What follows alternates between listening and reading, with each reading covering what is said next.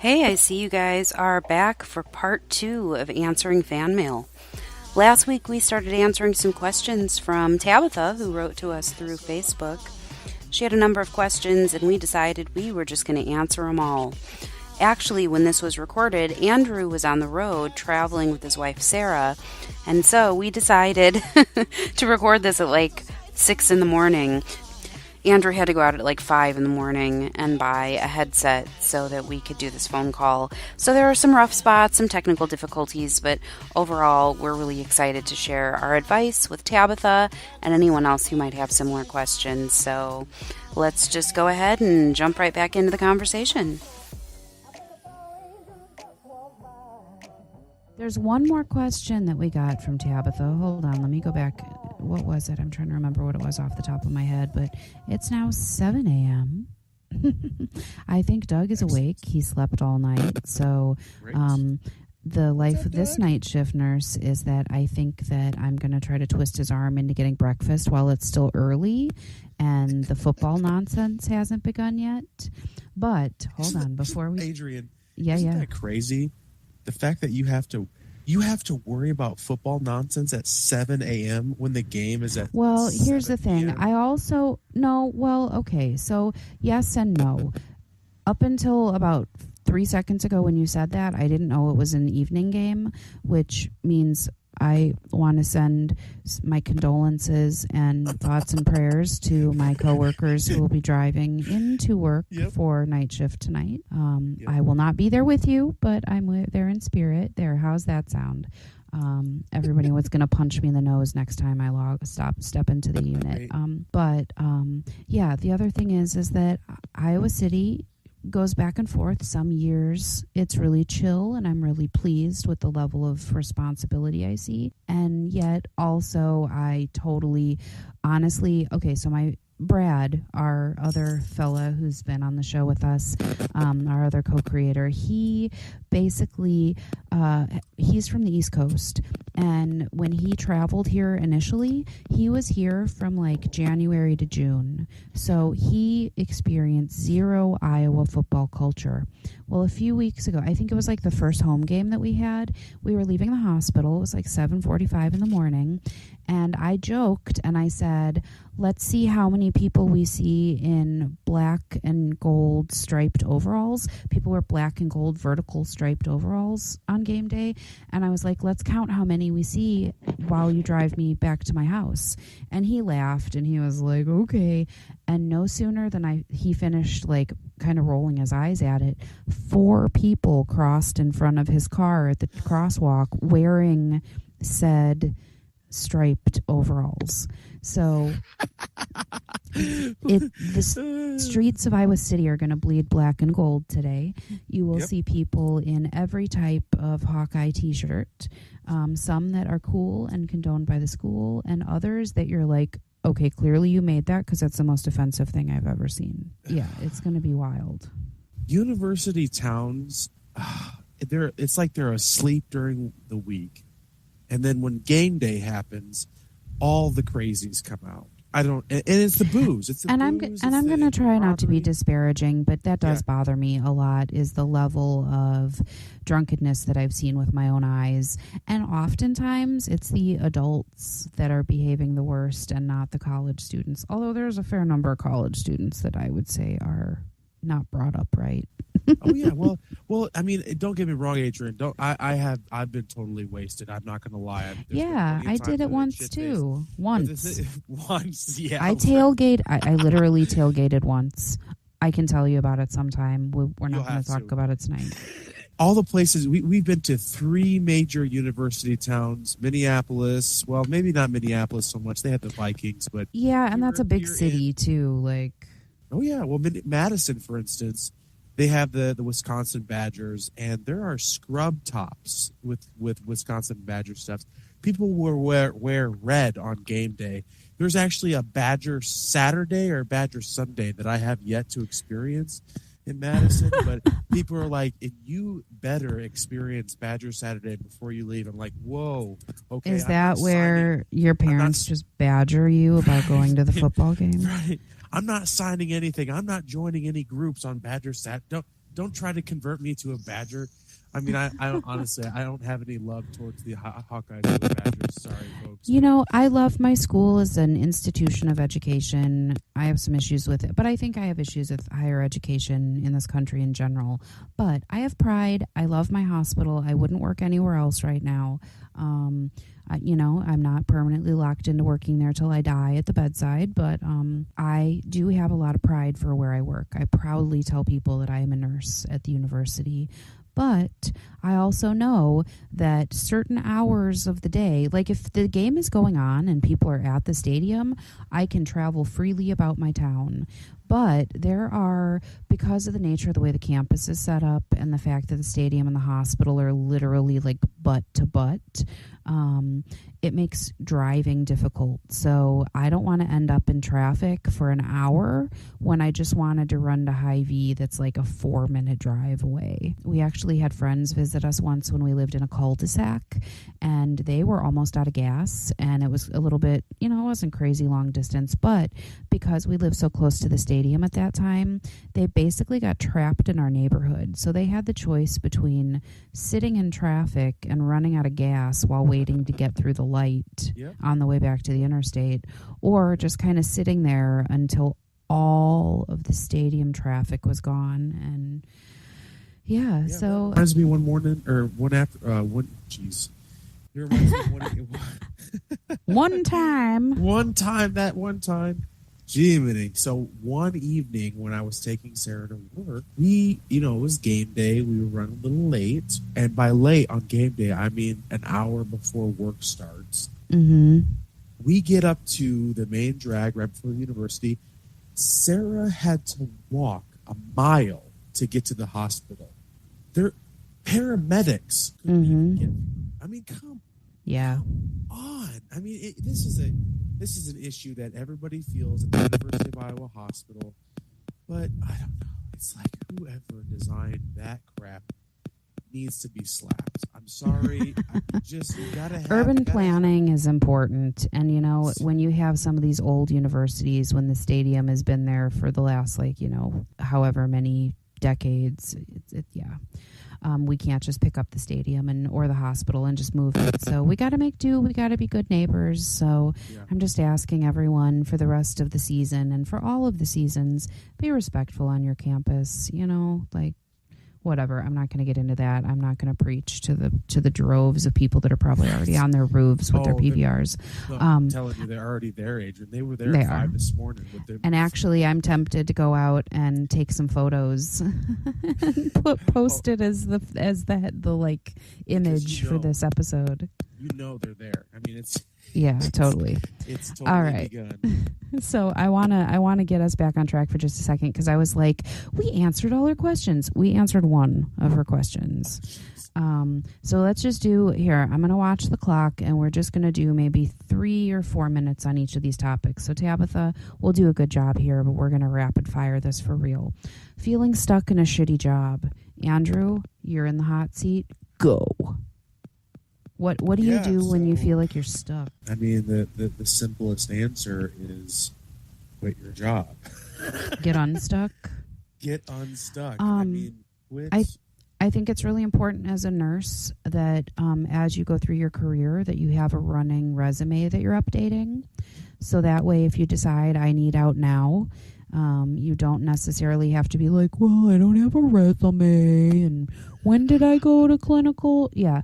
So I think that, good tip is to have the tools that you need in place so that if you do get stuck in a crummy situation, you have options. So I was saying the beautiful thing about, the question Tabitha poses is, what do I do when I'm in a shitty job, essentially? What do I do in a crappy situation? How do I change it up? Well, like I said, the simplest version of that is change your situation.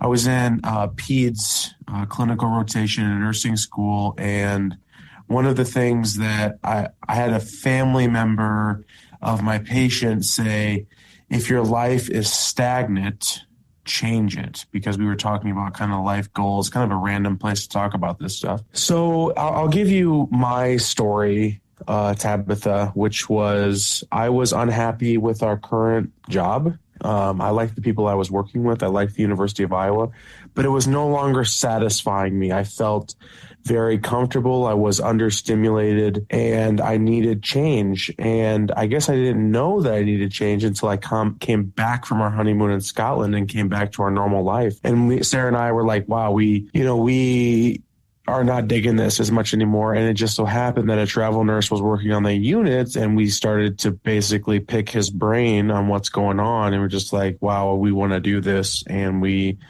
took steps. We updated our resume. We put in our notice. We talked to a travel nurse recruiter and we started travel nursing, I think like 2.5 months or 3 months later, our first contract. And honestly, it's the best thing that I could have ever done for my career for a number of reasons, financially, experience-wise, the way I feel, the adventure, the freedom. There's a lot of benefits. Don't get me wrong. There's some challenges with travel nursing. It's not like all sunshine and rainbows and gumdrops, but nothing is. Right. There's you see the advertisements online about how travel nursing is the end all be all of the travel nursing. You're on the beach with a Mai Tai all day long. Right. And that's total nonsense. So, the problem is with people, we get comfortable, even if we're uncomfortable. It's strange. It's like we want change. The devil, that's right. Right. We want change. We know we need change, yet we don't change. And I understand that. I'll give you an example of how I understand that fully and completely in my life. I've had weight problems my entire life. I've been overweight since forever. And I've made some steps throughout my life to make change, but I know I need to make change, obviously, for health. I think we lost Andrew. I think he dropped the call. Let's try to get him back, guys. And then we'll continue working on Tabitha's questions. All right, Andrew, do we have you back? Folks, this is just some of the spontaneous, fun, unexpected details that happen when you're podcasting on the fly.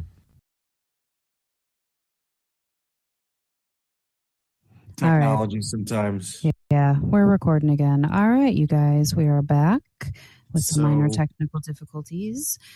So we were talking about how to change things up with your life. Yeah, and you were saying that sometimes the bottom line is you have to change. If you're in a shitty job, you have to get out of that shitty job. Yeah, exactly.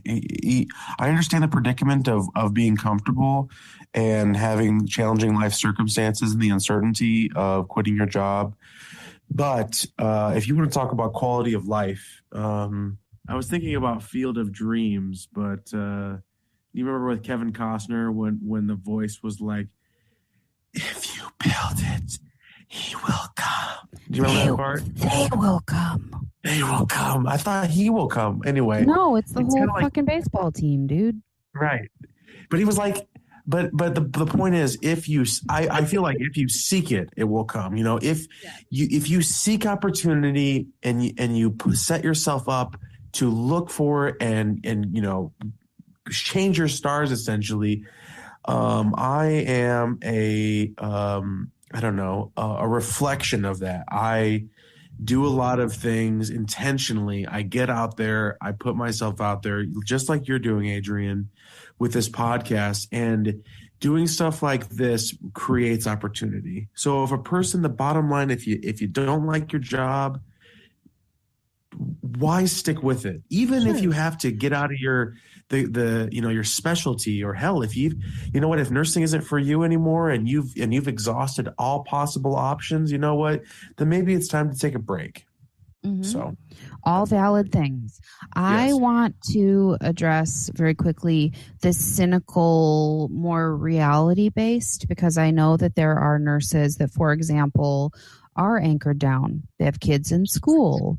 They have a financial situation that doesn't allow them to move. They live in a rural community and there's only one hospital. There are some, limiting factors that people have. Ideally, we'd like to be like, hey, you don't like it, get up and go. But I want to talk just for a second about what to do when you don't have the choice to move on to something else, because some people don't. I don't want to encourage people to just default to that setting, but if you really have no other choices, here are some things that I think.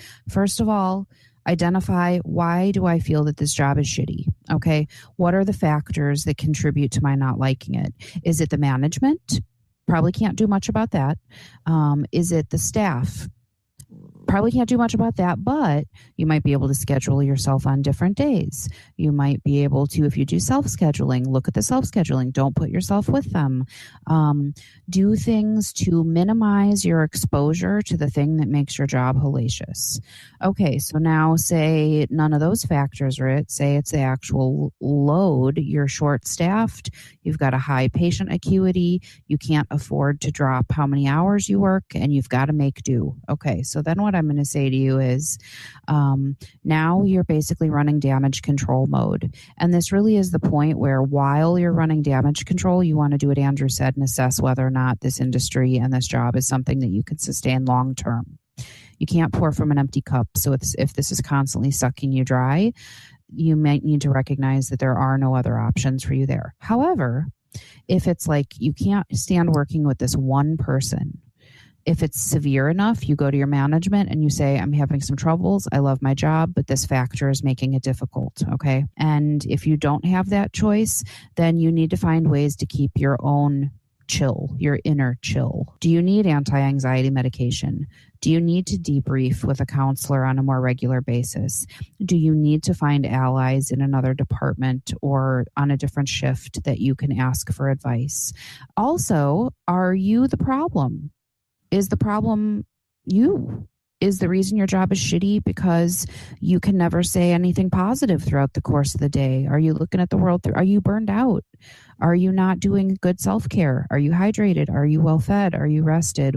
Look at the other factors. What makes it shitty and what can I do to minimize the shitty? That's what I say for the people who are like, well, thanks for that idealistic view of going off to Ireland and coming back and changing your life. I'm glad you can do that. Someone like me, even though I want to travel and get the hell out of here, it's like, well, I can't right now. I have family ties, I have financial ties, I have school ties, you know. So I think that, minimize the things that, identify and minimize the things that are making this not cool for you, basically. You know, it's first of all, your advice, as always, is fantastic. It's so typical of me and my personality. I'm just like, if I don't like it, I just get rid of it out of my life. But you know what? That's not a wrong answer because you were in a place where you recognize it's not like you were like, I hate this job. I hate this city. I hate my coworkers. Like we got along really well. We had, even up until right when you guys left, we had awesome after work breakfasts, and your going away party was like the best party I've ever thrown at my house. But really it wasn't my party. It was just because I happened to live there and you guys brought the party to me. So you weren't unhappy. You just recognized that you weren't getting what you needed out of this job. And if you're not getting what you need, then you're not going to put 100% in. So, so, you know, and if you really are just stuck, then you need to find somebody who knows your situation better than just me talking in generalities and problem solve that shit. Okay. So, do you have anything you want to add to that? I want to move on to the last topic. That's pretty solid, Adrian. I think hopefully the Tabitha will find that useful. I hope so. Okay. And then the last thing, I want to tread on this soggy ground with some care because I don't, well, here's the thing. When you're talking about her question is she wanted us to talk about she worded it and she just said good supervisors versus bad supervisors with a question mark. So I'm going to kind of interpret this as I don't know if she means like what qualities are in a good supervisor versus a bad, or like how do I deal with a good versus a bad. And I'm going to say you deal with them the same way in this respect. Okay. Whether your supervisor, your nurse manager, your assistant nurse manager, your division manager, your whoever it is, the charge nurse, if it is someone that you, whether you like them or you don't, you must maintain your level of professionalism. They can poop circles around you and you are going to maintain your level of professionalism, okay? If they're a shitty charge nurse, supervisor, nurse manager, whatever, you are not going to, I don't want to say it, because there are a lot of great nurse managers, but say you have a bad nurse manager, don't stoop to their level. If they're passive aggressive, you don't do it too. If they don't say hello to you, try to make a point to say hello to them. Be professional in your interactions with them. If they're not a good supervisor and you're nervous about interacting with them at all, have a witness nearby. If there's a nurse that you trust, have her hang out in the hallway, outside the report room if your boss pulls your. I mean, all of these are idealistic and kind of general, but I think that regardless of what kind of management you're working under, you need to maintain your integrity, your ethics, your professionalism, and your personality. Maybe that's a very generic answer. Some people are really hard to get along with, but again, you need to look at what are the factors that are making this communication difficult? Is this something that I can correct by going directly to them? Is it maybe a misunderstanding? Or is this something that really is this person is a bad boss and is not supporting staff? So let's talk about that. What makes a poor nurse manager? Well, I think, there are different styles of nurse management. And so we learn about this in school. Some people, if they have really good tenured nursing staff, they kind of let that nursing staff kind of run the show and they act as kind of a moderator, mediator, liaison between them and administrators. And then there are some supervisors or managers that have to kind of rule with an iron fist. It depends on how self-motivated and self-driven and self-sustaining your team of nurses is. But I think the bottom line is if you have a manager who's out of touch with what's happening on your unit, that is a problem. If they think everything's running fine when it's not, that's a problem. If they think everything's falling to shit when you guys feel like you've got it under control, that's not good either. So I think really you need to have a manager that's present, is aware of what's going on, and is actively listening and seeking out information from the staff. That's my number one. Even if I don't like who you are as a person, if you can fulfill that basic function as a supervisor, then I feel like you're doing okay. Don't rule the kingdom from your tower. And also don't breathe down my neck while I'm providing my care, unless I've given you reason to not trust me, in which case let me know. So that's what I think a good supervisor pays attention to their staff, hears what they have to say, and is actually around to be supportive. I don't want a supervisor that can't do all the same things that I can do. Okay. If there's going to be a code on the unit, I don't want my supervisor to be, or whether it's the supervisor, the charge nurse, the house director, the whoever it is, if they can't do the same thing that I can do, we need to figure out why they can't do what I can do. For sure. When I first became a nurse, in the nursing home, here's the deal. When I was a new nurse, I needed the validation. I needed a nurse manager that was maybe a little more. I needed the compliments. I needed the validation that I was doing a good job. I can tell you, I'm the direct opposite. The direct opposite now. Now, the less I talk to a nurse manager, the better. Because I want to talk a little bit about what their job entails, even though I have no idea ultimately because I've never done it before. But they have to get it from all angles. The crap from the unit, they get it from the doctors, the house supervisors, the administrators, the nurses, the CNA drama, the nurse drama, the families, the putting out fires, budgeting, all the crap that I would absolutely positively never have an enjoyment doing. In fact, I was offered a position by a travel nurse company in a nurse manager role in a rural unit in a small hospital, and I said absolutely not. I told her on the call. I'm like, I was curious why she called me, because she said she's a corporate recruiter. I'm like, what does that mean? I talked to her and she's like, yeah, it's a nurse manager role. I'm like, No, thank you. And no offense to nurse managers, but I could never ever do the crap that you do because that would suck the life out of me. So, And you know what? That's not offensive because there are so many different jobs in nursing that you shouldn't be stuck in a role that's not suited for you. right. Some people like that. Let them do that job. Some people don't like what you're doing. Let you do that job. You know, for the most part, I've had a lot of good luck with nurse managers. I've heard a lot of horror stories on forums and online groups of, and I've seen a little bit of that where people were kind of a little passive aggressive, a little micromanaging,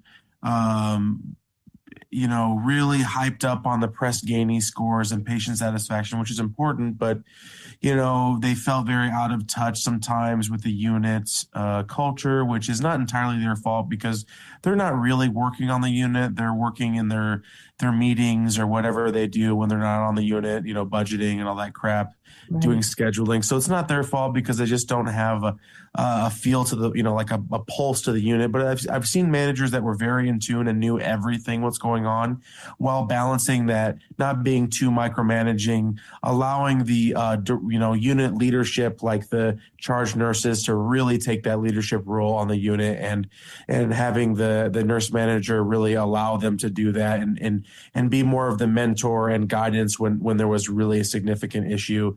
So it's a tough balance to strike, and I wouldn't even know how to begin doing that, honestly. The thing is you're not going to change a poor nurse manager, nor are you going to. The only thing that's going to change is you going to a different place. So you either adapt to their weird or maybe unpleasant style, use their yearly reviews as a way to give them constructive, objective feedback. But at the same time, you're not going to change them. So it's either you adapt or you move on. And there's nothing wrong with moving on based upon a nurse manager. Sometimes nurse managers suck, and it's their fault. They're just not good at it. It kind of reminds me of the metaphor for those who can't. What do they say? For those who can't. Those who can't do teach, which is not fair to teachers at all. But there's some teachers that really can't do, so they become teachers. And I've seen it in nursing instructors, and I think that to some degree, some people that those who can't nurse become managers, and they're not good managers either. So, and that's not. They're just people. Some people are just not good at working. So. And also, you have to wonder, did they get appropriate training? Are they getting dumped on by their bosses? Are they given the appropriate tools to do the job? Yeah, some people just suck, and they're going to suck no matter what you do. But also, if I was a brand new nurse manager, what? Huh? What would I do? I'd be perfect at it right out of the gate, right? No. Right. But it is true. Some people just suck at their jobs, and they're promoted because they showed up to work on time and they didn't do anything bad and they were well liked, and so they got a job. Other people are born for the job and they take the job and they run with it and they make improvements faster than you can turn your head. But I think we need to remember, like what you said, they're people. They have days where they don't feel well and they have things that they're unsure of, and they get yelled at by their supervisors too, and except they're like the den mom for a bunch of people that may or may not want to follow the policies that they're supposed to be enforcing. So no, I was just thinking, Adrian, some places, like say you're just uncomfortable with the nurse manager and you don't really like to be in the same room with them unless you've got someone there. When I was at the University of Iowa, you had a union that would represent you during meetings of that type of stuff. Is that still the case there? Because I know there was union changes. There are union changes. I'm not, I have to be honest. I'm like maybe 40% abreast of the things that have changed. I still pay my dues. I still vote when they need a vote. I'm far less active than I would like to be. Part of that is balancing school, work, etc. So my goal is to just, as the years go by, increase my knowledge. And also there's some level of protection I give of myself because this shit makes me so mad. Oh my, talking about it sometimes I'm like, I gotta step away from it for a minute. But it is true that if you have a union in place for your hospital, and you're going to have to check with them because I don't know the laws state to state, but you should be able to say, my boss called me in for this meeting. I would like to have a union rep there. I don't know what they're going to say. If it's disciplinary and you have a union, you absolutely want that union rep there, because you want somebody who knows the contract inside and out to say, whoa, whoa, whoa, whoa, whoa, hold on. You can't do that. That thing you just said, you can't do that. So I think that's important. At the very least, you can just say to that person, like, I don't mean any personal offense, but I would just like to have a third party present, so that nothing is confused or miscommunicated. You don't have to say, like, I don't want to be alone in a room with you because I hate you. But you can say, like, for both of our best interest, I think we should have a mediator or something, in the room. And don't be afraid to protect yourself, because the other thing is this is a rarity, but also don't communicate with your supervisors, bosses, charge nurses. Don't talk about work through personal email or platforms, because then if you have a dispute, you have to let the people handling the dispute into your non-work world. Okay. I had a manager once many, many years ago email me on my personal email, and I just respectfully said, I appreciate it if in the future, if you would just email me on my work address, basically because if there's a dispute, they say something I don't like, they claim I say something they don't like, don't touch my Gmail. Stay away from my shit. You want to look at my work email? You look at my work email. Don't blur the lines. So, right. So I guess that kind of does go along with if you have a manager or a boss that you don't get along with, you don't trust, etc.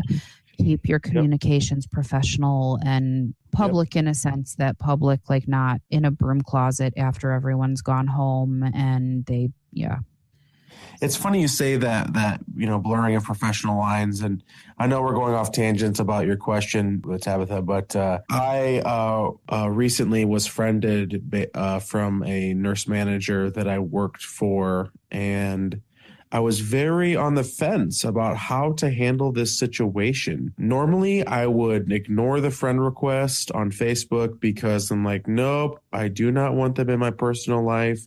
I do not want them to see some of my, maybe harsh opinions about our political system or whatever, or maybe the fact that I dressed in really promiscuous drag one year and half my ass was hanging out. I've seen that. That was pretty good. I mean, but see, I'm a little different. I'm very out there on social media. I find that there is somewhat of a layer of protection when you are super out there, because there's really no ammunition a person can use against you if you're that far out there. Now, that's not expected. I would not expect more normal people to be that way. But ultimately, I friended her, and I'm friends with multiple of my nurse managers that I've worked with. And it's worked out fine. I haven't noticed an effect on my job. But I think that's actually a really good idea to encourage any unit leadership or management to use the professional modes of communication to keep that professional and personal line separate, unless you happen to have a personal relationship with your unit management or leadership. So. But even so, if your best friend is, your boss, which that's a whole different set of issues, but if your best friend is your boss, still don't talk about work on your Facebook page, Right. Oh, yeah. I mean, that's a given. Even if this is someone that you grew up with, you've known them for 45 years, don't blur the lines. Are you talking like on a public page or like even though I said even though I referenced posting publicly, I just mean in general, because you might be friends, and I don't want to be like, well, sometimes people turn on you, but you really do have to protect yourself. We're not talking about just like some job that you've got, like your license, your reputation, your job. These are all things that you need to protect. And so while I get along amazing with every person that I work with, there are very few people that I don't get along with, even though we might have some rough spots. But I would never want someone to email me about, like, say it was the charge nurse and they had some beef with something I had done on shift. I missed something or whatever. I don't want to receive that. First of all, if I'm going into my personal Facebook inbox, I don't want to be blindsided by something that makes me feel bad, like, oh, I fucked up, or oh, I'm in trouble.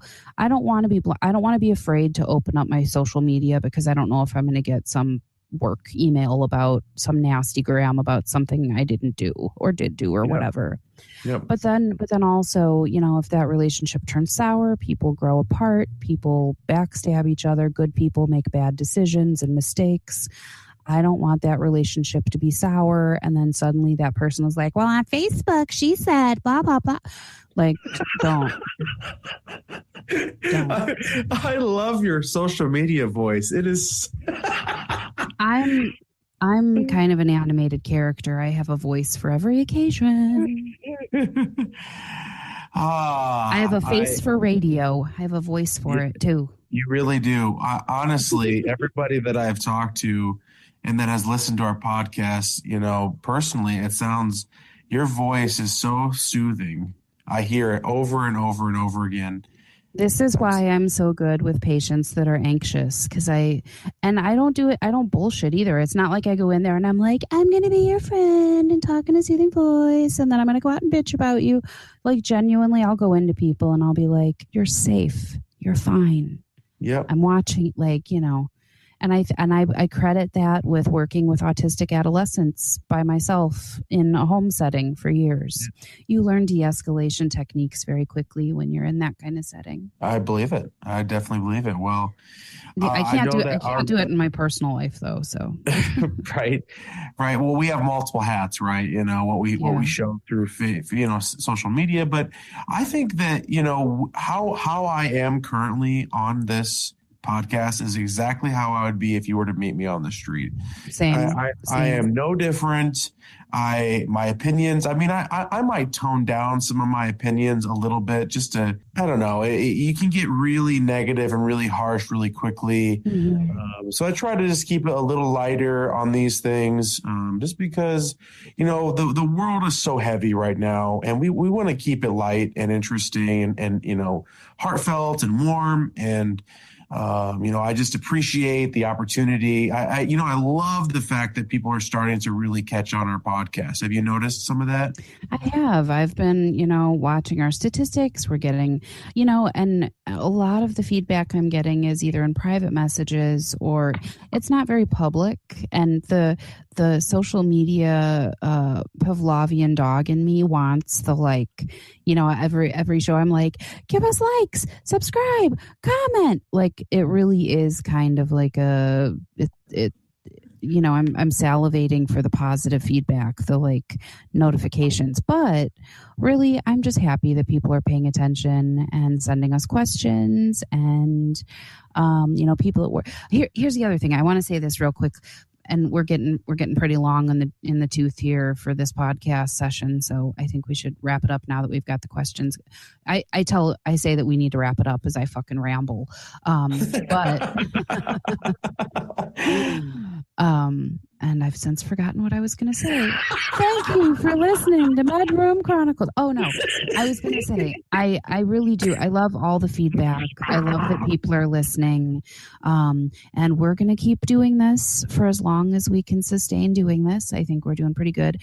I do, however, want people to show the world that you're listening to us, because we're more likely to grow and acquire new opportunities if people that want to offer us these opportunities know that you like what we're doing. So if you like listening to us ramble, and if you like listening to the minor technical difficulties, I'm joking, but really we hope that we're bringing you something with value. I don't want this to turn into a PBS sponsorship drive, but for the love of God, give us some positive reviews on social media.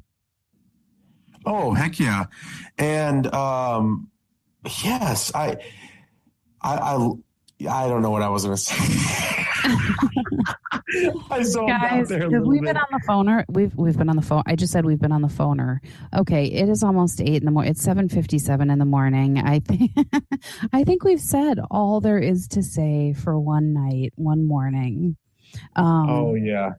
But yeah, I hope this is helpful to people. I'm having a lot of fun doing it, and we're going to keep on doing it. We've got the website, we've got all of our social media, we've got stuff on YouTube as well.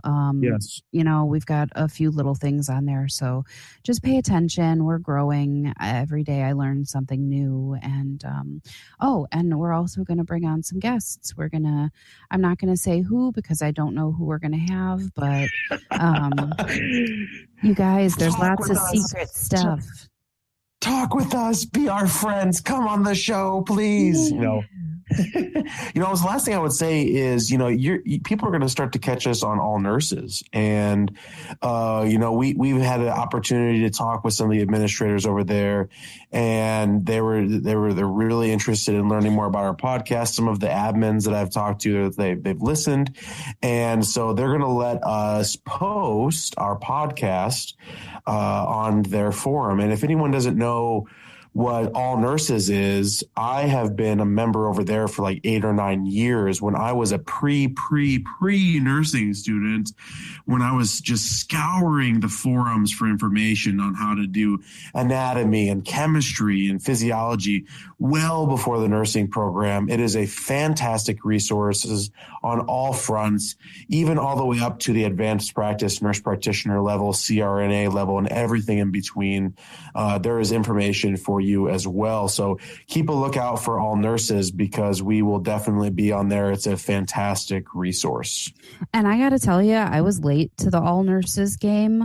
I had been to the website a few times. I'd kind of poked around, didn't really know what I was doing or what I was looking for, and I got disinterested and I didn't return. Well, anyway, I've started kind of digging around in there. I've built up my profile. I've gotten involved in some discussions, and now, dude, I cannot stop.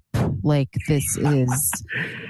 And honestly, even though they'll let us kind of, talk about our stuff on their site, but they're not, I want to be clear, they're not sponsoring us. They're not giving us money. This is actually how I feel. Like, I actually was on there right before we decided to record this morning. And I went into the nursing student section and was kind of like poking around and was answering some questions from students that I felt but I'm all of a sudden having fun on it. So I want to encourage people. Oh, and the like pro membership, I pay like $2.99 a month or something like that. It comes out of my account. It's like less than a cup of coffee. I don't drink coffee, but isn't that what they say in commercials?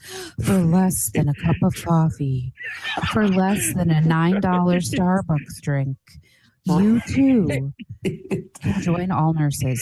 Oh, and actually, I don't know if the microphone will pick this up in the background, but the power plant, the roller dam down on the Iowa River, their sirens just went off because it's 8 a.m. It's truly like a Fred Flintstone quarry whistle. It's like... They do it at 8 a.m., noon for lunch, and 5 p.m. at the close of the day. So I really hope that came through on the recording because that is so Iowa City. So I just wanted to say that regarding AllNurses, I too, it's kind of a drug when you go on there because there's all these students that are craving help. It's like they're desperate for it, and you love being in that role, especially when you have advice and knowledge to give. And I was curious, what is your screen name on AllNurses? Oh, here, let me look. I'm on my laptop here. Let me pull this up real quick.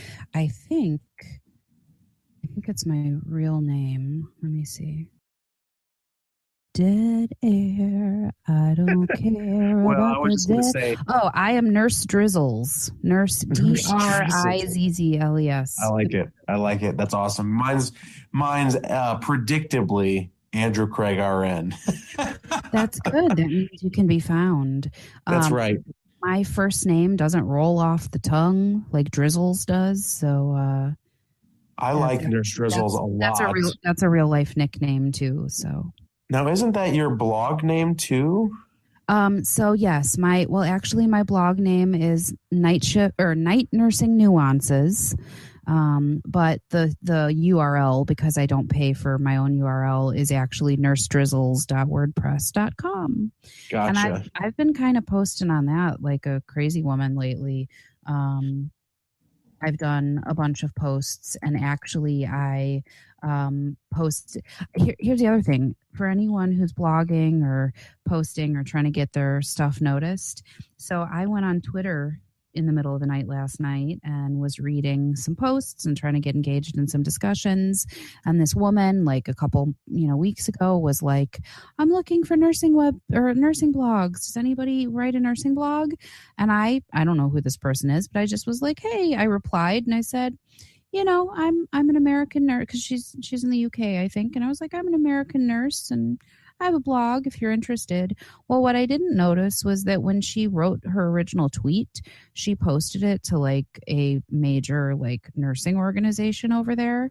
So I retweeted, didn't think anything of it, went into my stats to be like, maybe one person looked at it tonight. I was like, holy shit, 21 people from the UK looked at this in the last hour. What did I do? You're international now. Yeah, well, so I actually posted on my Instagram account tonight a photo of the map of all of the people that have looked at my blog. And awesome. Even Russia's in there. There's some countries that I'm like, I don't even know where that country is. That's awesome. Well, you've hit the big time. I mean, yeah, I'm a big fish in a puddle right now, so I just need people to give me a bigger puddle. Right. Awesome. Well, this has been a fantastic talk. I think we have overshared for Tabitha, maybe, but I don't know. What do you think? I think we've done a good job. I think we've done a good job. I think we might have to break this into a couple episodes. So I'm not sure what format I'll put this in, but one way or another, we're going to get this information to Tabitha. We really appreciate her email and or her Facebook message, and we hope that our information was interesting, entertaining, slightly educational. Hopefully we've given her some good info to go on. If you guys want to send us questions, either go to our social media or email us at medroomchronicles@gmail.com. And that's all I have to say. Awesome. Well, you folks have a good night. And a good day. 8:04 a.m. And I will talk with you later, Adrian. Perfect. All right, Thanks for listening, guys. We'll catch you next week on Medroom Chronicles. Thank you. Talk to you later. All right, bye-bye. Here at Medroom Chronicles, we may be uncensored, but we are not unfiltered. Protected health information has been changed and concealed to comply with HIPAA of 1996. The things we talk about are combinations of years of experience with thousands of patients, things we've read, stories we've heard. If you think we're talking about you, trust me, we're not. Also, we're real nurses here to provide accurate and helpful info, but don't take us as fact without doing your own research. Refer to your state's Board of Nursing, Practice Acts, and your institution's policies and procedures if you have questions about your practice. Lastly, our very strong opinions are ours alone and do not reflect those of our employers or educational institutions. Thanks for listening, and happy nursing, guys.